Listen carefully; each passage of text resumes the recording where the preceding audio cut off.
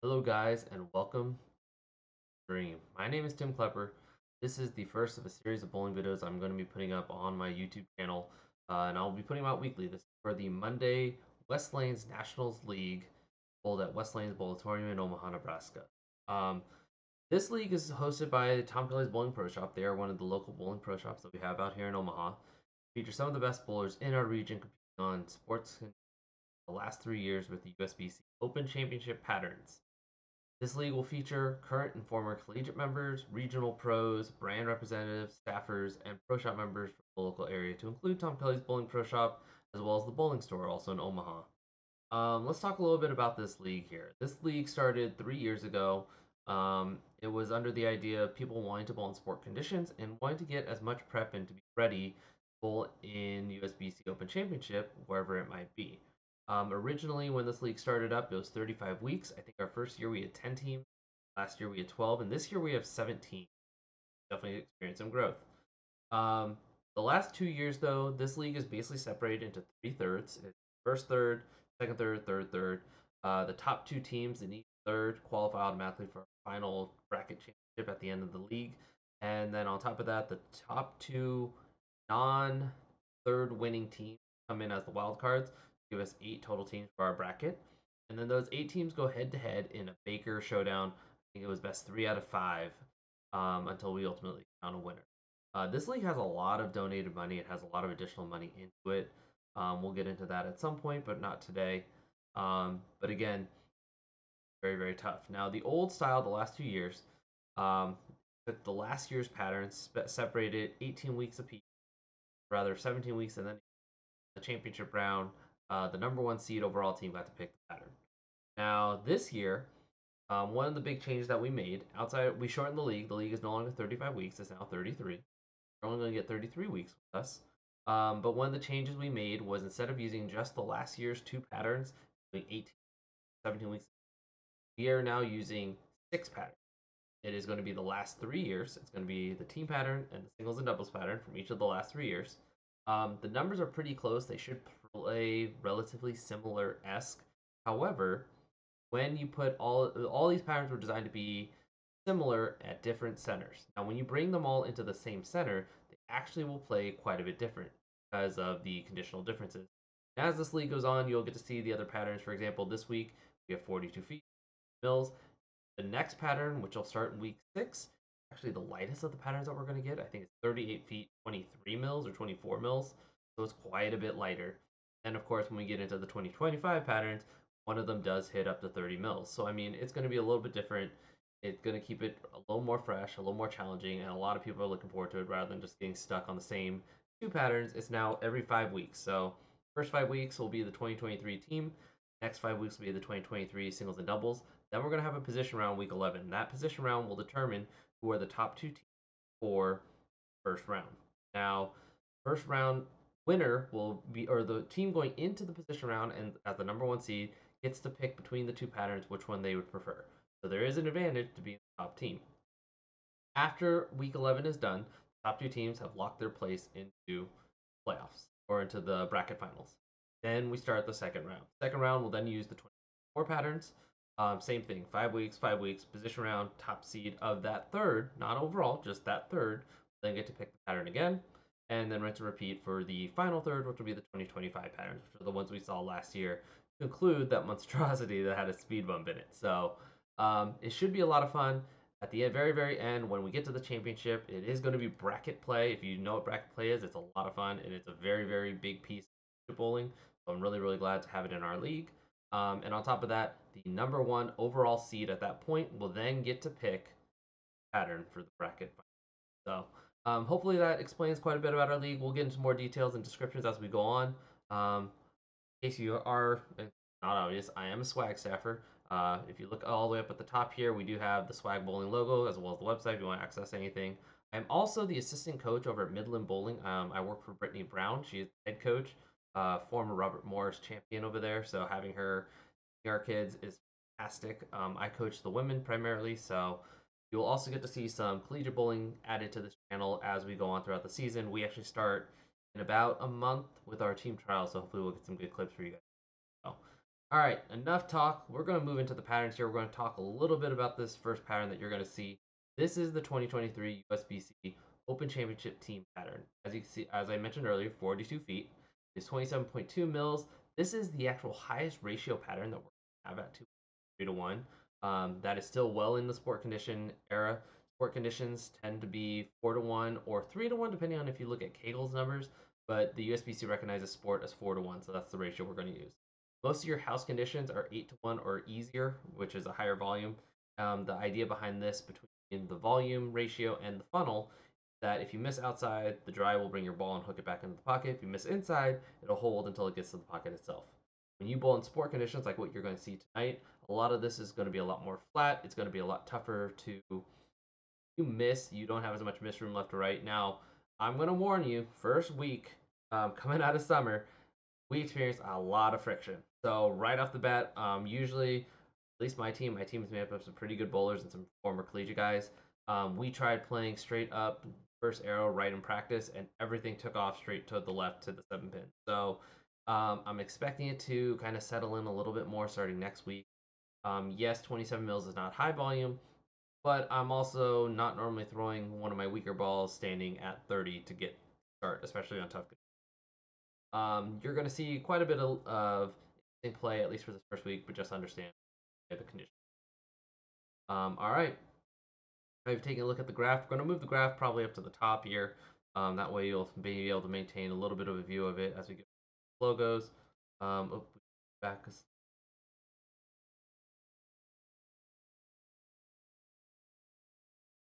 All right. So logos here. All right. So we have the pattern graph up there. You guys can see it. Now let's talk a little bit about the way this league works. This league is highly competitive. We do pay at the end of the season based on points. And this is how the points break out every single week. It is a 42-point league. So no matter what is going on with your team, if your team is struggling, if you're personally struggling, your whole team still has a chance to take points every single week. It is a really, really cool system. It does include head-to-head. When this league first started, it used to be a difference league. So, for example, in our example talking about tonight, Gunnar and Andrew.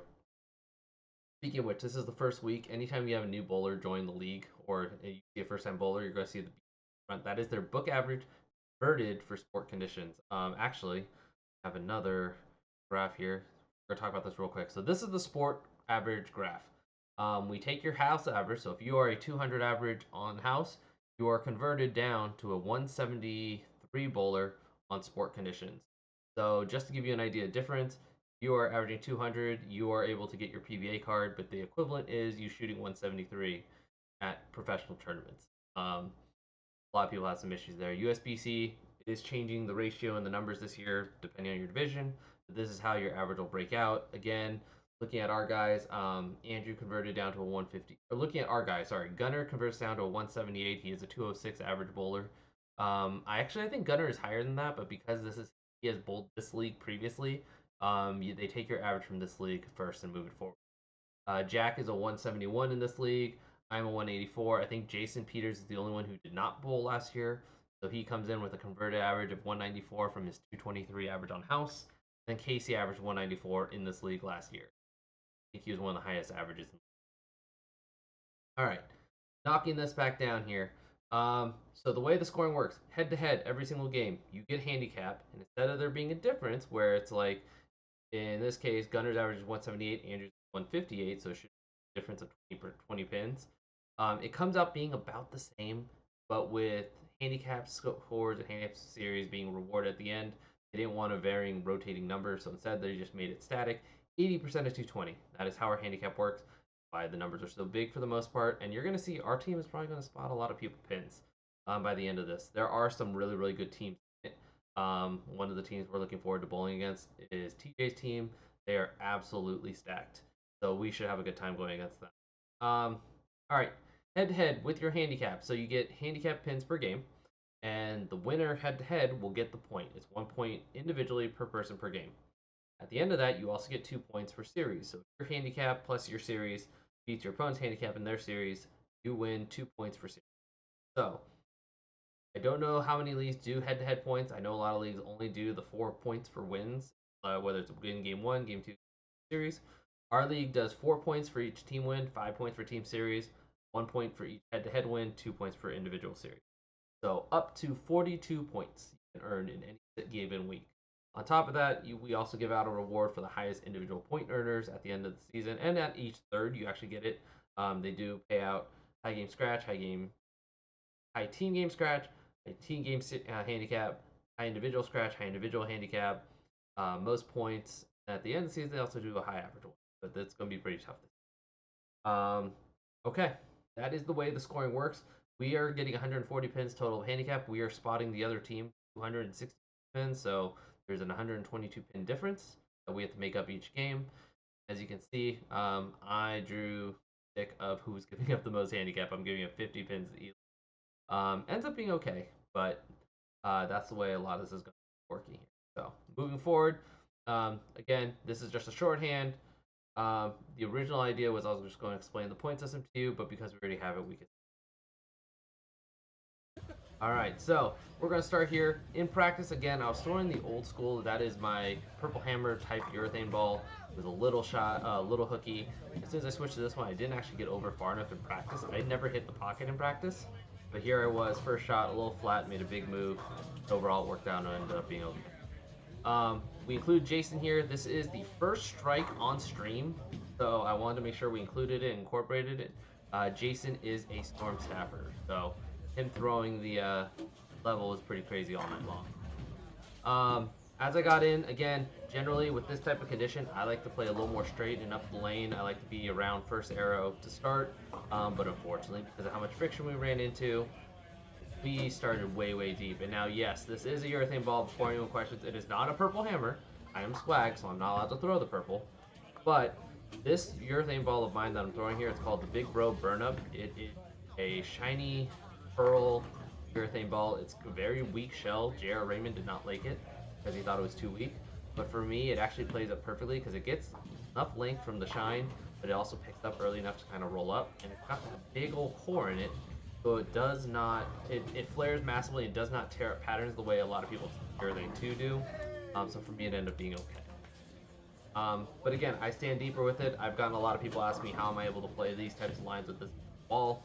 It's literally just this ball. It's not every ball. This ball allows me to do some really crazy things. So, if you're wondering why I'm so deep with urethane, it's literally the combination of that weak, shiny urethane cover, which gives it length and still makes it smooth, and the big ASIM core that allows it to torque and stay tight to the pocket. It's, for me, a house shot killer. As you can see, I'm throwing it okay. I actually never got comfortable. Game 1 was pretty close. We actually have a clean 30 in this league. If you win the pot, it's $5 to enter.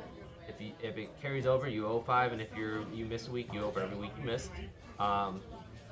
If whoever goes the furthest each night will win some money. It's 10% of the pot, or 10 or 20% of the pot, no matter what. And then on top of that, if you get to all the way to 30, you win the entirety of the pot. So, yeah, I had to blank out. He was wearing a shirt with some curse words on it, and because we're trying to be more family friendly with this channel, that was kind of the way it goes. So overall though, I can't complain. I end up shooting pretty well here. I think I hit the pocket on 7 or 8 of my 11 shots, and the couple shots that didn't, I ended up not being punished too bad. The split does hurt, but I had already struck in the 10th frame, so luckily for me, shoot there with a 217. I'm clean through 10. So usually that's pretty good. Normally we run a bunch of pots. We'll talk about those like the eliminator. But again, so game 1, here's how we did. Overall, we actually kind of struggled as a team for this first game. And yes, we ended up taking most of our points. We took the team point for series. Casey ended up struggling. The guy on their team, Tony, actually hurt himself at the very beginning, or before we even started. He wasn't actually able to bowl. So Casey had to bowl within 10 of his average. After taking some time off, especially bowling tougher conditions, trying to shoot 184 right out the gate, especially with how much friction we were seeing, was a tough ask. Casey is more than capable of doing it. He just kind of had a little bit of a down day, and that's fine. It's part of the way this is going to work. Gunner also struggled. I don't think he threw a strike in that first game. He was kind of just going along, getting his spares, left a few weird splits, and then one of the guys moved him in the 10th frame. I think it was Casey, and all of a sudden Gunner struck out in his 10th. So good finish, and it gets him started pretty well as we move on into 2. Overall, though, I had a pretty solid game. Pretty solid. Jack actually struggled a bit. I know he won his point there. He had a punch 10th, or at least strike mark in his 10th to win that point. So Jack did pretty well there overall, but he definitely was not happy with it. Whereas you could, but Jason came in. Jason made it look easy. This is gonna be a lot of fun. I love bowling with these guys already, and we are just all right. So we move into game two. Um, Again, we are still a little bit deeper than I expected, but it's still playing out pretty nice. After the split in the 10th frame where I left the big four, I actually made a two board move left, sorry, two board move left, trying to open up a little bit, and as you see there, kind of hits flat. I normally throw plastic at all my spares, but because it was the first week, I didn't bring it in. I actually was flattening my urethane ball, and generally I can do that pretty well.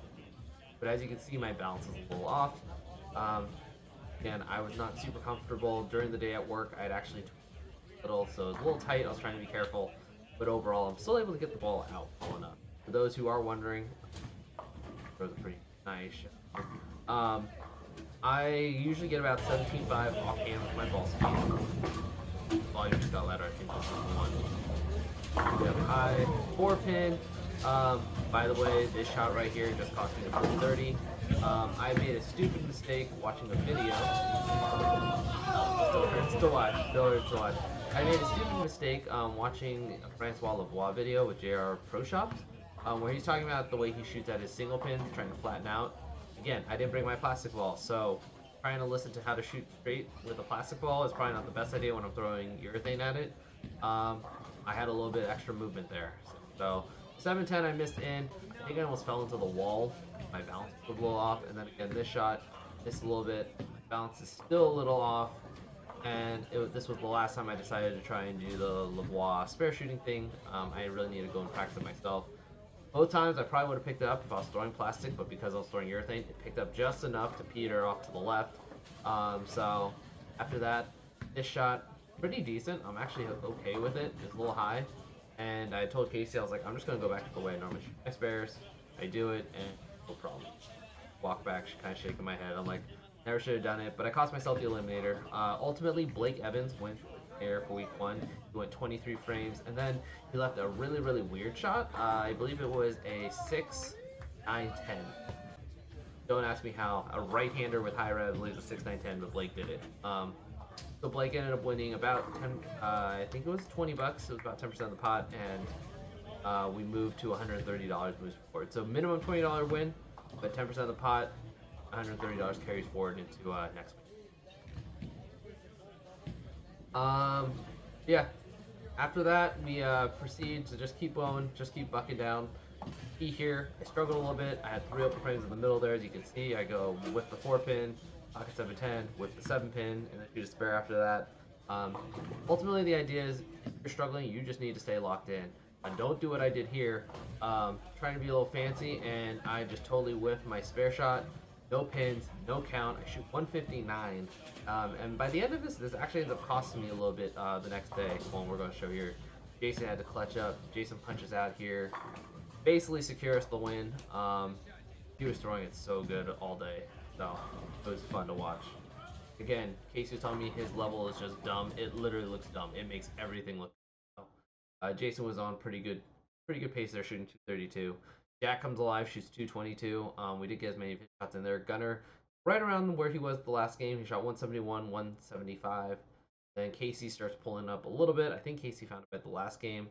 But again, I shoot 159, and we run an eliminator. So that means every game, half the field gets cut out.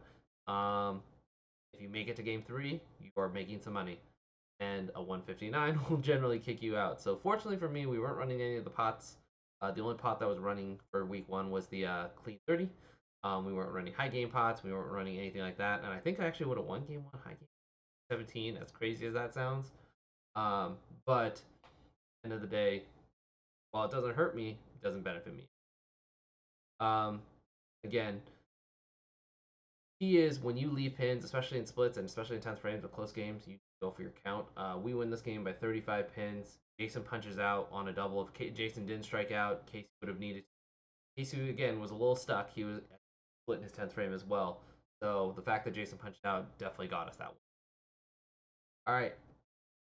So we take 6 of 3. We did end up losing an extra point there. Jack and Jason take again, and we take series. I lose my point. Gunner loses his. Andrew came alive. He was throwing the ball hard down the pipe. He was getting a lot of carry, and I mean, if you're getting the hits, there's not much Gunner can do. Gunner was trying to find it. He was shaping the ball pretty well, and again, they moved him, but we're getting there. And Casey again misses, so he has to shoot 184. Keep that in mind because this will come into play later. 184 or better, 10 pins and 10 of his average in order. All right, game 2 is over. We move into game number 3. Now at this point, me and Casey talked about making a ball change. Had I marked in my 10th frame, I would have tested it out. Instead, I split. So I throw the exact same split, and Casey looks at me and says, "This is a good time. Go ahead and test out your new line." So we tried the Apex Solid. It actually looks like it was shaped pretty nicely. I don't think I ever end up throwing that shot again though, because I was not throwing it that well. But Casey comes in here. Here's the carry of the night. I'm going to do these because they are fun. And trip it all. But no, so we switched to the Apex Solid. The Apex Solid's a really, really good ball for me. I definitely was a little struggling to get it to the right. Everything was reading, and I was a little afraid to leak it too far to the right from how deep I was. So I was kind of stuck. I was debating going back to my my big bro burn up, but at that point we had already moved in. I'd already made the ball change, knew what I was getting into. Figured why not just finish out, throw the apex, see if we could make it work. Casey gets lined up. Casey ends up pulling a pretty good game this game, if I remember correctly. Again, Jack's just plugging away. Casey's just plugging away. So here we are in game 3. Stick with that ball change. As you can see, I'm standing now. I missed inside a little bit of where I was trying to get from that last shot. We carry some Brooklyns. Our teammates slap it out. So if you see a bunch of these slaps, there's a reason for it. And on the left-hand lane, when I don't have the ball return, I'm able to start much further left. I'm able to get the ball over there pretty well. But on the right side, I end up making a determination after this shot, I believe, where it's just trying to move right, left. I'm trying to get the ball out.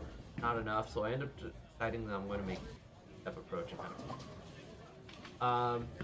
Something else to consider in this league, we do run a strike pot. They draw tickets. You have to throw a strike. 5th frame of the 3rd game, if your ticket is called to win the pot. You win half the pot. The other half goes into the prize fund. It's kind of how we help split the prize fund a bit. And so the guy who was pulled for this week did hit it, so congratulations. I don't know his name. I haven't looked at it. Gunner here picks up the 4-9. The other team guy was like, "Man, I beat you every game." And Gunner pulled it together for this game to at least take this point, and I think he missed series by like 20. But overall, yeah, Gunner came to fly with a really, really good game 3. I thought I missed this spare, by the way. So, looking at this again, the importance of 3-step approach. If you get into a spot where you need to get in front of the ball return, or because you can't get around you can't weave around it, you have to start in front of it to get yourself into a good spot. Being able to generate ball speed, being able to generate a good roll is key. I have not done this in time, so I'm a little rusty on it, but it is something I'm going to be working on. Hopefully, make it better. So, but again, I overall shoot pretty well here. Mostly kept it clean, with the exception of that split in the 1st frame. And then even here in this 10th frame, I make a good shot. Nope, this one crosses. Okay, missed inside. And then trying to force myself. Now we're in the 11th ball. It's not gonna hurt me too bad, so I try my best to project it to the right. Try to get it out there. Sure enough, this ball does not want to come back. It leaves a big old washout. So overall, though, I can't complain. I shoot 193 in game number 3. I shoot 5. Here's the kicker, 569. Now remember we were talking about pinfall and how much it matters, especially in the 10th frame. If I don't do that, if I should get at least 1 or 2 of those pins in that 2nd game 10th frame, shoot 570 or above, and I average 190 instead. I average 180. Talk about that. But again, if you look at the scores here, Gunner came alive. Gunner shot very, very well. Jack shot very, very well. I shot okay. Jason shot okay, but well under his average. And then Casey, again, with the 184 to take his. We took 8 points out of the possible 9 for that game. We shoot 997 scratch, which on 4 conditions for 5 players, pretty good. I think there's going to be some tougher scores to beat once some of the other teams collegiate guys. But for a first week, it kind of put us at least in the right mode. It kind of showed us what we're. Overall, there are teams, again, we talked about earlier, there are team scratch pots, there's team handicap pots, there's individual ones. 997 probably will not do it. My guess with what we're going to take 70 or 10. order to win scratch. Win the handicap, it's probably going to take almost 1190 or 12. So we'll see how it goes. It's going to really depend on how people perform. Again, we shoot 1137 for about 70 pins down. So yeah, it's probably going to take about 1200 high game, high team game handicap. All right. With that being said, here we go talk about the series. In terms of series, Gunnar lost his series by about 40 pins, not 20, 40 pins. Despite having a big game three, Andrew shooting 210 in the first game with 50 sticks is a pretty big number. So hard to beat that, especially if you're not on it. Gunnar was struggling early. Jack takes his points. He has the high of the team handicap. But Jason takes away the high series scratch. He's averaging 204. And one of the things we were joking about this week, we were going to do our lineup based on averages. However, Jack does not want to lead. Jack did not want to lead off, at least for week one when we were setting our lineup. Gunnar volunteered, so we just flipped them. So everyone else was set by average. Now moving forward, I believe our team is going to reshuffle our order, and it matters because of who's against who. We're going to reshuffle our order based on average. So it should be my math is looking right here. Casey will lead us off. Gunnar will be second. I'll be third again. Jack will be in the 4 hole, and Peters will be our anchor. 3277, pretty solid. I think we're going to need to go a little bit higher. I would not be surprised if the high series cap is around 3400, and my or the high series scratch is probably going to be around 3100 to win it. Might be 3050. Averaging 210 apiece, pretty big number, but I mean it's definitely possible.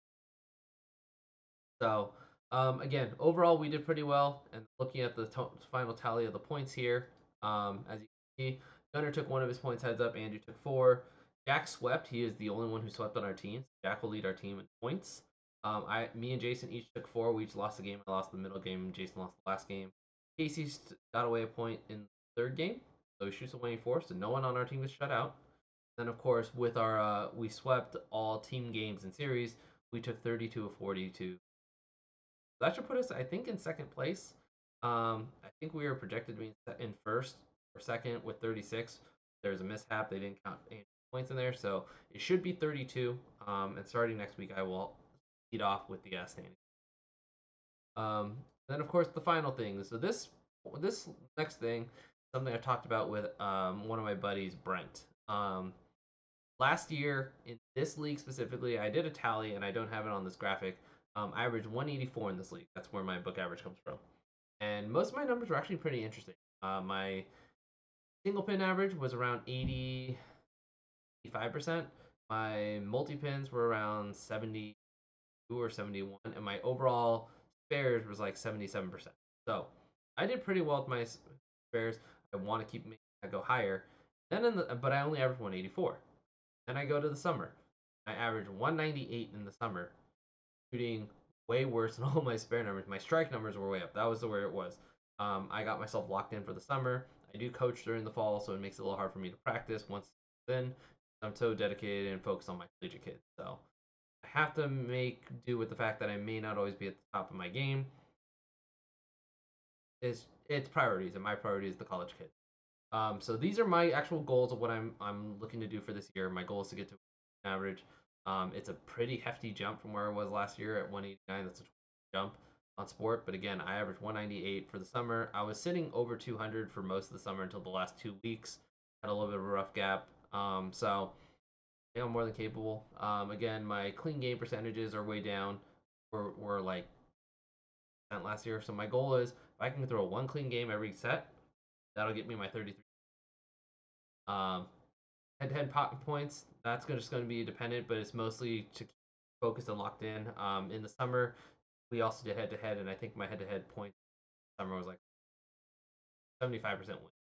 So that just keeps me locked in. It gives me something to work for. So even if team's struggling, or even if I'm off a little bit, being able to grind out games and win points shows my tenacity, and it's kind of something I want to work on to get my competitive edge back. Strike percentages I need to get up. Again, if you see the little note there, adjusted spare split numbers, washouts will not be counted as makeables in that retally, but baby splits will. So anything with the baby splits count as a makeable, and washouts do not. So that'll be where the flip. Again, it's grayed in the bottom to show the difference between regular makeable and a regular split. And of course the adjusted number. But as you can see there, my goals 80% makeables, 80% adjusted makeables. So with the washouts not counted, and I'm also not counting the 11th and 12th balls because I'm testing stuff out. I probably should refigure this so that if I go for the split or the spare, it counts. If I'm only using it to test a ball or a new line, then it's not. So we might end up having to refigure this a little bit. Um, but that being said, single pins, again, I missed two. Both of them were because I was trying a new system. So 7 for 9 when I'm trying a new system, probably a bad idea. Um, but it also means that I can just kind of lock in and move forward. So then, of course, looking at the final numbers here, just it splits, opens is to reduce that number down to 10%. If I can average less than an open frame a game, I'll be very ecstatic. I do have a little challenge here with my collegiate girls. They can beat me in average and they stats. They will win a reward. We have not yet discussed terms, but my understanding or expectation is they're probably gonna want something. But full caveat and disclosure, in order for them to beat me, I would have beaten them last year 184. My numbers are only going to go up this year, so they're going to have to really work. But if they do it, that also benefits our college team. I will happily. So, with that being said, that is the end of the first stream. I appreciate you guys for watching. Thanks for tuning in. Moving forward, we will again probably be recording. I had considered putting this on Twitch. I do have a full Twitch channel. We're going to bring that up when I close this down. It's www.twitch.tv/Phoenix Gaming and Sports. I used to do sports games. I used to do as Madden League and College Football League and a Baseball League. I've not yet determined what I want to use them for, so I might redub the whole channel just for bowling. But for right now, at least, it is going to be there. I considered doing live streams. So you can kind of watch, tune in, talk to me, we'll interact throughout the stream. The only problem, and it came up this last week too, is I don't know what is going to be on stream. I also don't know what people are wearing. Again, I had to blur out some of the words on a Gunner shirt here. Once we get our jerseys, maybe that'll come into play. But again, the other team was in here cursing, yelling at the camera because they wanted to be funny. It was cool. And honestly, I don't mind it. I really don't. I'm an adult. I think it's fun. But for the audience of the crowd and for anyone who's watching this, I don't know if that is ideal. So we might have to just do recordings and then play these back as needed. But we will address it as we're probably not going to be live though for the next couple weeks at least until we get jerseys. Once we get jerseys, then we'll really. Again, thanks for tuning in. Hopefully you enjoyed this stream, and we'll catch you on the next one.